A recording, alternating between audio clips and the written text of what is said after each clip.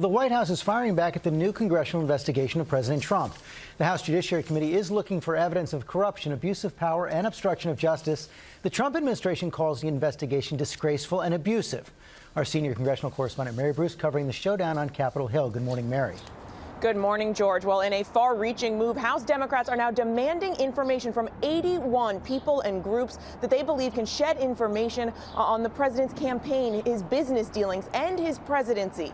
The Democrats argue that they have a duty to conduct such vast oversight, but in a blistering statement, the White House says this is nothing more than a shameful and pathetic political hit job. This morning, the White House is fighting back, blasting Democrats and their deepening investigation into the president, calling it a disgraceful and abusive investigation into tired false allegations, and claiming the Democrats are not after the truth, they're after the president. But just hours before, the president did vow to cooperate. Are you going to cooperate with Mr. Nadler? I cooperate all the time with everybody. And you know the beautiful thing? No collusion. It's all a hoax. The chairman of the House Judiciary Committee says Democrats are just doing their job. We are talking about a situation where for 2 years the Republican Congress did no oversight on the administration.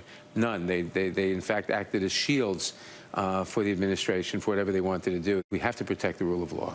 And that's what we're doing here. And he says they're already receiving responses. His committee now requesting information from 81 people and entities close to the president, including his sons, Don Jr. and Eric, and son-in-law Jared Kushner. Some of Trump's closest former aides and advisors like Steve Bannon, Hope Hicks, and former White House counsel Don McGahn, his current campaign manager Brad Parscale, and the Trump Organization's chief financial officer Alan Weisselberg.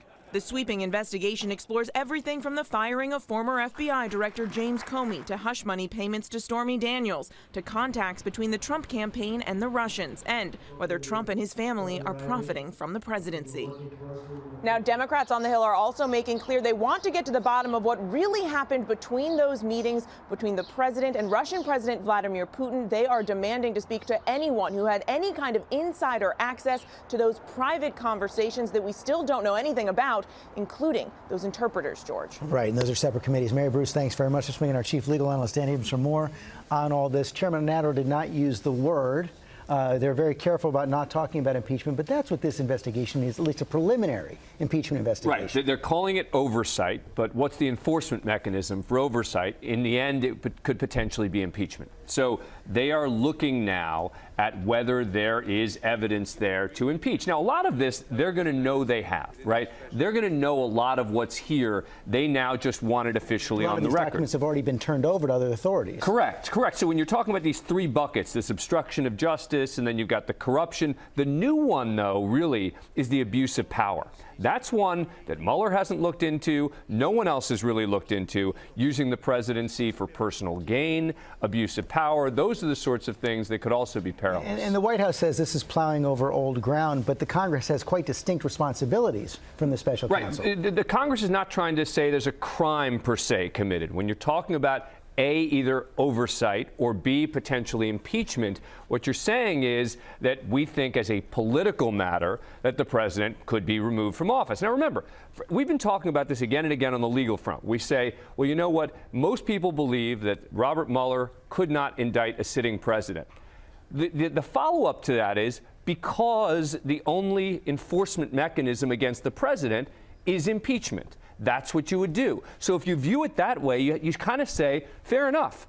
Robert Mueller can't seek to indict the president, but then there has to be this other mechanism which is at least considered. Doesn't mean they have to impeach him. There is going to be a huge fight over these documents, potentially. Oh, huge. And they'll end up in the courts, I think, over person by person, document by document, over what has to be turned over. Dan Abrams, thanks.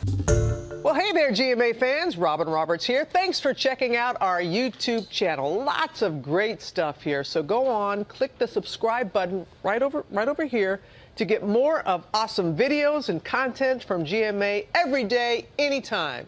We thank you for watching, and we'll see you in the morning on GMA.